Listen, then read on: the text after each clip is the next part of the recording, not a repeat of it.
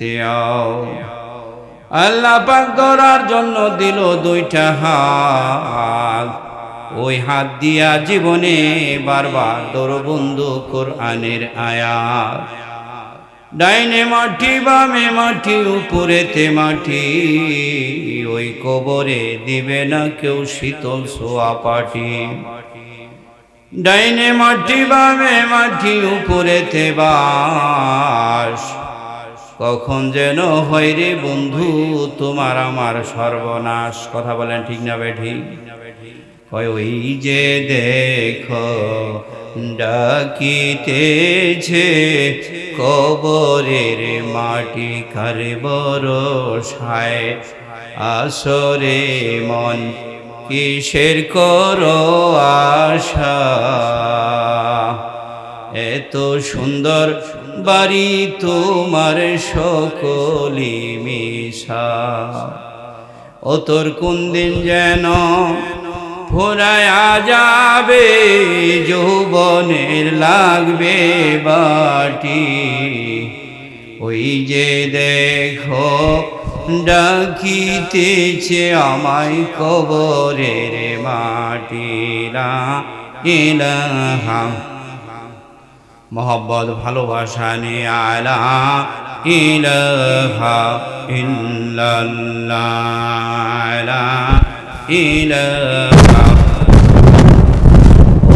আল্লাহ চিনো, রাসূল চিনো, নামাজ পড়ো, রোজা রাখো, জীবন তোমার করো খাটি। ওই যে দেখো ডাকিতেছে আমায় কবরের মাটি। লা ইলাহা এটা সাউন্ড হয় না, এটা ঠিক আছে। লা ইলাহা ইল্লাল্লাহ, লা ইলাহা। তোমার গণনা দিন ফুরায়া যাবে, যৌবনের লাগবে বাটি। ও তোর গণনা দিন ফুরায়া যাবে, যৌবনের লাগবে বাটি। ওই যে দেখো ডাকিতেছে আমায় কবরের মাটি। লা ইলাহা ইল্লাল্লাহ, লা ইলাহা। খবর পেয়ে আসবে বন্ধু তোমার আমার আত্মীয় স্বজন, আমার চারপাশে করবে রে কন্দন। সাজাইবে মনের মতন, সাজাইবে মনের মতন, কি সুন্দর পরিপাটি। ওই যে দেখো ডাকিতেছে আমায় কবরের মাটি। লা ইলাহা। বলেন আল্লাহ তোমার জান্নাতে যাব, বলেন আল্লাহ তোমার জান্নাতের বাগানে বসে মাবুদ কোরআন বলে তোমার কোরআন শুনিব। আমরা তোমার জান্নাতে যাব, বলেন আমরা তোমার। এ মাহফিলে আইসায় আমরা, এ মাহফিলে বৈশায় আমরা আমার প্রিয় নবীর দয়ার নবীর হাদিস শুনিব। আমরা তোমার জান্নাতে যাব, বলেন আমরা তোমার জান্নাতের বাগানে বসে মাবুদ তোমার মধুর জিকির করিব। আমরা তোমার জান্নাতে যাব। লা ইলাহা ইল্লাল্লাহ, লা ইলাহা, লা ইলাহা, লা ইলাহা ইল্লাল্লাহ মুহাম্মাদুর রাসূলুল্লাহ সাল্লাল্লাহু আলাইহি ওয়াসাল্লাম। আলহামদুলিল্লাহ, আমার প্রিয় নবীর জবান দিয়ে এই জায়গাটারে জান্নাতের বাগান বলেছেন। আমরা আমাদের হায়াতের জিন্দিগিতে হাজারো ব্যস্ততার মধ্য দিয়ে দুনিয়ার সমস্ত ঝামেলা থেকে ফারেক হয়ে আমরা পরকালে জান্নাতে যেতে পারবো এমন একটি আশা নিয়ে মহিয়ান গরিয়ান সর্বশক্তি আল্লাহ তাআলা আমাদিগকে জান্নাতের বাগানে সূর্যনা লগ্নে প্রথমেই বসার তৌফিক দান করলেন। অন্তরের অন্তঃস্থল থেকে মনের মণিকোঠা থেকে সমস্ত ভালোবাসা আবেগ উজাড় করে সকলে কালেমাতুশ শুকর আদায় করি, সকলে আলহামদুলিল্লাহ। আরো জোরে বলে আলহামদুলিল্লাহ। প্রিয় নবীর দরবারে অসংখ্য দরুদ সালাম, সকলে বলি সাল্লাল্লাহু আলা মুহাম্মদ সাল্লাল্লাহু আলাইহি সাল্লাম। আজকের এই জান্নাতের বাগানে চাপড়ি কেন্দ্রীয় জামে মসজিদ মাদ্রাসা ঈদগাহ মাঠ ও বদর কমিটির উদ্যোগে 11তম বার্ষিক ইসালে সব মাহফিল। তো মাহফিলে আজকের যিনি যাহার আগমনে আজকের এই জান্নাতের বাগান এলাকার মানুষ অপেক্ষায় আছে, তিনি আর কেউ নয়, তিনি আওলাদে রাসূল। বলেন মারহাবা। ভারত বাংলা আসামের বিখ্যাত পীর আওলাদে রাসূল মুজাহিদে ইসলাম পীরে কামিল শাহ সুফি সৈয়দ আহমদুল্লাহ রহমাতুল্লাহির সুযোগ্য ছোট সাহেবজাদা হাফেজ কারি মাওলানা সৈয়দ জামিলুর রহমান দামাত বারকাতুম আলিয়া ভারত। বলেন মারহাবা। আরো জোরে বলেন মারহাবা। আমরা সকলেই হুজুরের জন্য প্রাণ খুলে দোয়া করি, হুজুরের যেন এই ভীষণ সারা পৃথিবী যেন ছড়াই দিতে পারে। আহলে সুন্নাত ওয়াল জামাতের কথাগুলো বলে বলে পথ বলা মানুষদেরকে যেন আহলে সুন্নাত ওয়াল জামাতের অন্তর্ভুক্ত করতে পারে, সেই তৌফিক দান হুজুর আমিন। আজকের এই বাগানের যিনি সভাপতি হিসাবে আসন গ্রহণ করেছেন, আমার মাথার মুকুট, আমার মাথার তাজ, যে মাদ্রাসায় আমার জীবনের লেখাপড়া শুরু হয়েছিল, মানিকপুর সংগ্রামপুরে আছেন দাখিল মাদ্রাসার সুনামধন্য সুফার। আমরা হুজুরের জন্য প্রাণ খুলে দোয়া করি, আল্লাহ পাক তাকে নেক হায়াত দারাজ করে জুড়বেন আমিন। তাকে হায়াতে তাইয়্যিবা দান করে জুড়বেন আমিন। আল্লাহ পাক যেন তাকে ইহকাল পরকাল সর্বময় মঙ্গলময় কল্যাণময় করে জুড়বেন আমিন। আমার পরেই যিনি আসবেন, হুজুর অনেক সময়ই অনেক পরে মাহফিলে আসেন। আজকে খিলগাতি দরবার শরীফের পীর সাহেব হুজুর এশার নামাজ পড়েছে। বলেন মারহাবা। হুজুর অল্প কিছু খাওয়া দাওয়া করে একটু রেস্ট নিয়েই চলে আসবেন। হুজুর শুরুতেই বলেছেন আমরা প্রচন্ড শীতের মধ্যে দীর্ঘ রাত্রি করতে চাই না। কথা বলেন ঠিক না বেঠিক? হুজুরও খুব দ্রুত চলে আসবেন। আমরা হুজুরের জন্য দোয়া করি। হুজুরের স্বাস্থ্য বেশি ভালো না, যিনি আজকের প্রধান বক্তা হিসাবে আপনাদের মাঝে আসবেন, পীরে কামিল আলহাজ হযরত মাওলানা শিবলি রাব্বানী পীর সাহেব খিলগাতি দরবার শরীফ। আল্লাহ পাক হুজুরকে কবুল করেন আমিন। যারা তো কষ্ট করে জান্নাতের বাগান সাজিয়েছেন, বিশেষ করে দুই মসজিদের এক কমিটি। বলেন মারহাবা। আমার জীবনের একটা মসজিদই বা একটা কমিটি দেখলাম যে এক কমিটি দিয়ে দুই মসজিদ চালায়। বলেন আল্লাহু আকবার। এক মসজিদ বাইঙ্গা দুই মসজিদ হয় এটা দেখতেছি, কিন্তু দুই মসজিদের এক কমিটি থাকে, এটা নজিরবিহীন। কথা বলা ঠিক না বেঠিক? আল্লাহ পাক এই কমিটির মুসল্লি এবং যারা এত কষ্ট করে জান্নাতের বাগান সাজিয়েছেন সকলকে ধন্যবাদ মোবারকবাদ জানিয়ে, যারা আমাদের মাঝ থেকে হারিয়ে গেছে, যাদের আর সুযোগ নাই এই জান্নাতের বাগানে আসবে, এমন অনেক আপনজন আমাদের কবরে শুয়ে পড়েছে। কথা বলেন ঠিক না বেঠিক? যাদের আর নসিব হবে না এরকম কোরআনের কথা শোনার জন্য, হাদিসের কথা শোনার জন্য, আল্লাহওয়ালা ব্যক্তিদের সাথে একটু বসে তাদের সহবত নেওয়া, তাদের চেহারার দিকে তাকিয়ে বরকত লাভ করা, এই সুযোগ তাদের আর নেই। আছে নাকি? আমরা ওই সমস্ত ভাই বোন যারা আমাদের মাঝ থেকে হারিয়ে গেছে, আমাদের মা বাবা দাদা দাদি নানা নানি, বিশেষ করে অত্ত মহল্লা থেকে যে সমস্ত বন্ধুরা কবরে শুয়ে গেছে, তাদের রুহের মাগফিরাত কামনা করে যে সমস্ত বন্ধুরা এখনো বাইরে আছেন তাদেরকে আমি শুভেচ্ছা অনুরোধ করব। এত সুন্দর পরিবেশ, এত সুন্দর ব্যবস্থাপনা অনেক মাহফিলে খুব কমই হয়। কথা বলা ঠিক না বেঠিক? অত্যন্ত চমৎকার পরিবেশ করা হয়েছে। একজন বন্ধু যদি বাড়িতে থাকেন তাহলে সেটা অনেক ভুল করবেন, কোনো ক্রমই ঠিক হবে না। দুনিয়ার একটু চা খাওয়া, একটু গল্প করা, একটু বাজে নেশা, এই যে আপনাকে বাহিরে দেখিয়ে দিল, এটা নিশ্চিত নির্দ্বিধায় শয়তানের প্ররোচনায় পড়ে আপনি আসতে পারতেছেন। আপনি শয়তানকে লাথি মারেন, শয়তানকে ধাক্কা মারেন, মনকে একটু শক্ত করে জান্নাতের বাগানে নিয়ে আসেন। এটা যে জান্নাতের বাগান আপনাদের সন্দেহ আছে, সন্দেহ আছে? আমার প্রিয় নবীর হাদিস শুনেন। বিশ্ব নবী, দয়া নবী, নূর নবী, হায়াতুন নবী, জিন্দা নবী বলে রে, ইজা মারারতুম বিরিয়াজুল জান্নাহ, দুনিয়ার ভিতর যদি তোমরা জান্নাতের বাগান দেখতে পাও, জান্নাতের বাগানের সংবাদ পাও, ফারতাউ, ওই বাগানে তোমরা বসে যাও। বলেন মারহাবা। জান্নাতের বাগানের সংবাদ তোমার কানে পৌঁছেছে, অথবা তুমি জান্নাতের বাগান দিয়ে যাচ্ছ, জান্নাতের আলোচনা শুনতেছো, এমন পরিস্থিতি যদি হয়, ফারতাউ, বসে যাও। আমরের সিগাদা নবী বললেন বসে যাও, বসে যাও, আর বিলম্ব নয়, বসে যাও। সাহাবীরা বলেন, ইয়া রাসূলুল্লাহ, ইয়া হাবিবাল্লাহ, আল্লাহর নবী গো, দুনিয়ার ভিতর জান্নাতের বাগান কোনগুলো চিনি না। আল্লাহর হাবিব বলেন,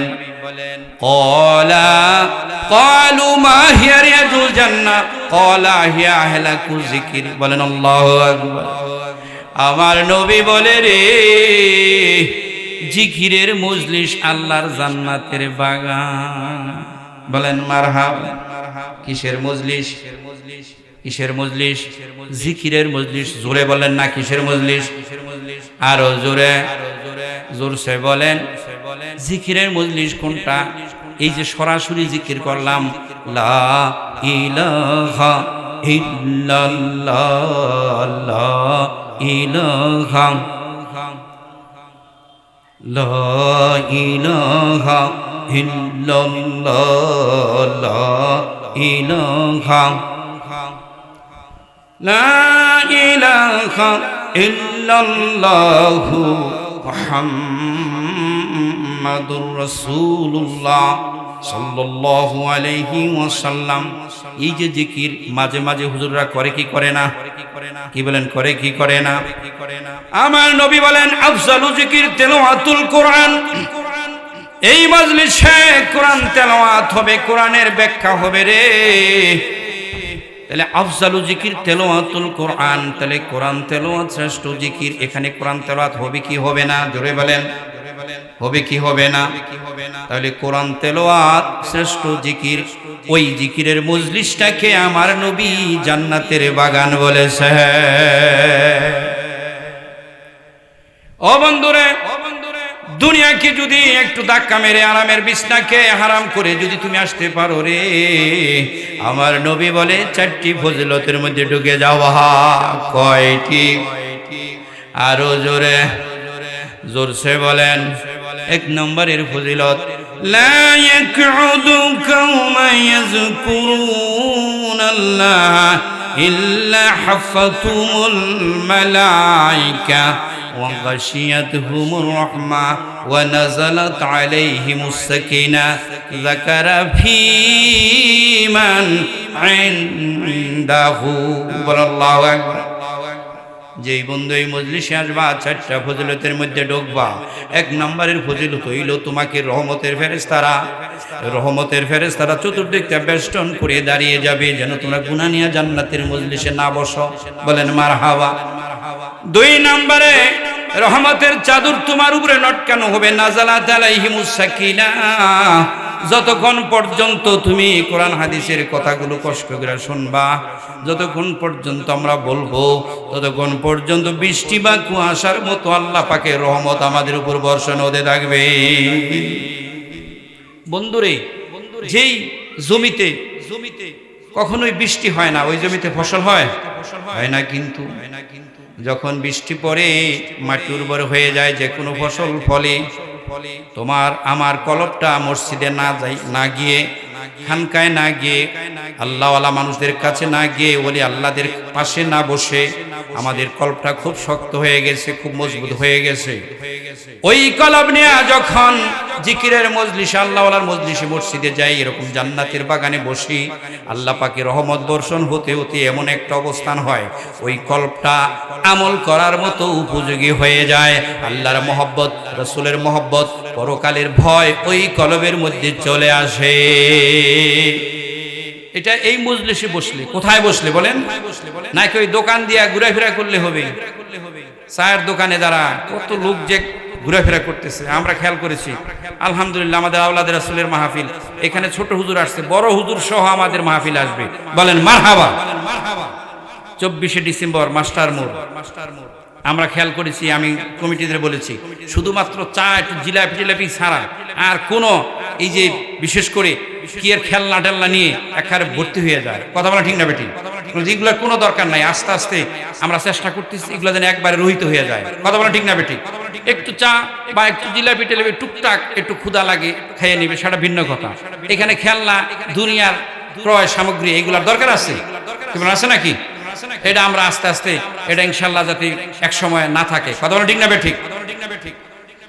বন্ধুরা আমার, ভাইয়েরা আমার, যারা এই মজলিসে আসবা, বসবা, শুনবা, আমার আল্লাহ তাদের ব্যাপারে বলে রে যাকারা ফি মান ইনদাহু, আমরা যেমন আল্লাহকে স্মরণ করব, আল্লাহকে ডাকবো, আল্লাহর জিকির করব, আল্লাহ আমাদেরকে স্মরণ করবে, আমাদের জিকির করবে, বলেন মারহাবা। আল্লাহর স্মরণটা কেমন, আল্লাহর জিকিরটা কেমন, আমাদের জন্য যা জরুরি আল্লাহ পাক তা দিয়ে দিব, বলেন আল্লাহু আকবার। দুনিয়ার প্রয়োজনের জন্য, সমস্যার জন্য দাঁড়ে দাঁড়িয়ে চেয়ারম্যান, মেম্বার, পুলিশ কত মানুষের কাছে ঘুরে, কথা বলেন ঠিক না ঠিক? দুনিয়ায় একটু বরকতের জন্য কত মানুষের কাছে যায়, বরকতের দ্বার খুলে দেওয়া হবে, তার মানে কি আল্লাহ আমাদেরকে স্মরণ করবে, আমাদের যেখানে যা লাগবে তাই আল্লাহ দিয়ে দিবে, বলেন মারহাবা। আরো জোরে বলেন মারহাবা। শুধু দুনিয়ার জন্য নয়, এই পৃথিবী ছেড়ে যখন আমরা কবর জগতে চলে যাব, কবর, হাসর, মিজান, পুল, সিরাত সমস্ত গাড়িগুলোতে আমার আল্লাহ আমাদের প্রতি দয়া করবে। বন্ধুরে, যদি এই মজলিসটা শুধু যদি আল্লাহর জান্নাতের বাগান বলে ক্ষান্ত করতো, তাহলেও আমি আপনাদেরকে এত জোরালো ভাবে আসতে বলতাম না। আল্লাহর হাবিব এই মজলিসটারে আলেমদের মজলিস জান্নাতের বাগান বলেছে, মসজিদ জান্নাতের বাগান বলেছে, জিকিরের মজলিস জান্নাতের বাগান বলেছে। এর চাইতে মারাত্মক কথা শোনেন, যেখানে কোরআনুল কারীম পড়ানো হয়, কোরআনুল কারীমের তাফসীর হয়, কোরআনুল কারীমের ব্যাখ্যা বিশ্লেষণ হয়, ওই মজলিসটা স্বয়ং আল্লাহর মজলিস বলেছেন, বলেন মারহাবা। আরো জোরে বলেন কার মজলিস?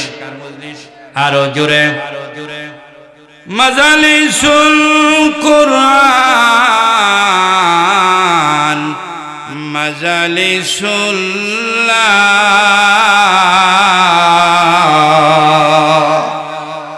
আরো জোরে বলেন আল্লাহু আকবার। কোরআনের মজলিস স্বয়ং আল্লাহর মজলিস বলা হয়েছে। ইমাম মালিক বলেন, দুনিয়ার মানুষ যদি তার মালিককে দেখতে চায়, কাকে দেখতে চায়? আরো জোরে বলেন।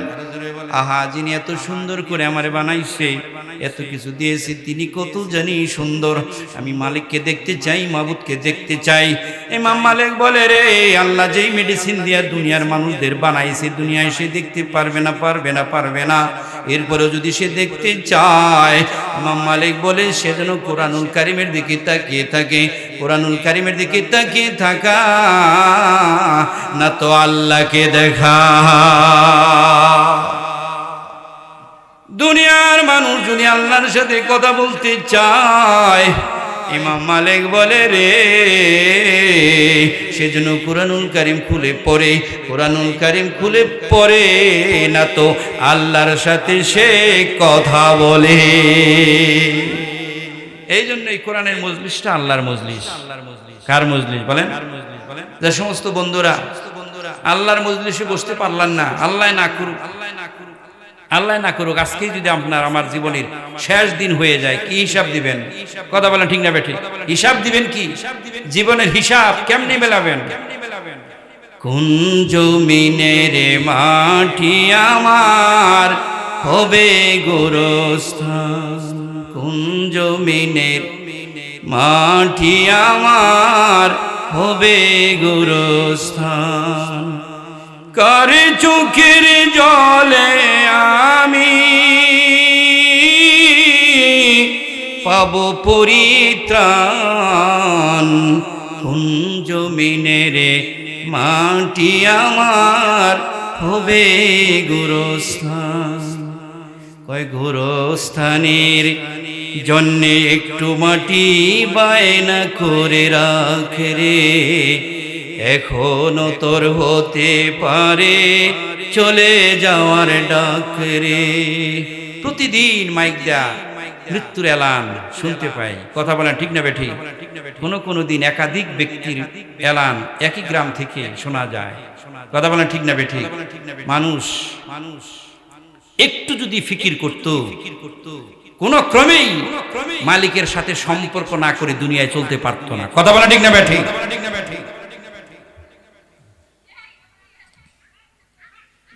দিন ফুরায়া জাহেরে আমার, দিন ফুরাইয়া যায়। এক পা তুমি নায়ে দিছ, এক পা আছে গায়। দিন ফুরাইয়া যায় রে আমার, দিন ফুরাইয়া যায়। লা ইলাহা ইল্লাল্লাহ, লা ইলাহা, লা ইলাহা,